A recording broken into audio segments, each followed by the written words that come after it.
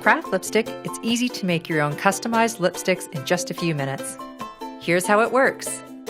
Put a scoop of our 100% natural lipstick base into the silicone bowl and melt in the microwave for about 30 seconds. Add in your favorite colors and stir until all clumps have disappeared. Next, pour into the lipstick mold.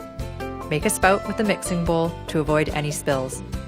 If any mixture overflows a bit, it's okay, you can scrape it off later.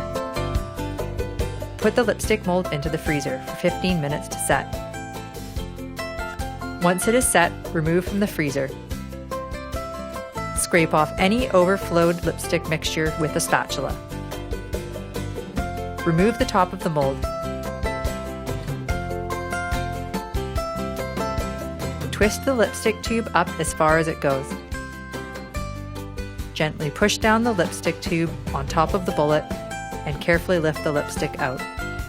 You now have a beautiful customized lipstick made by you.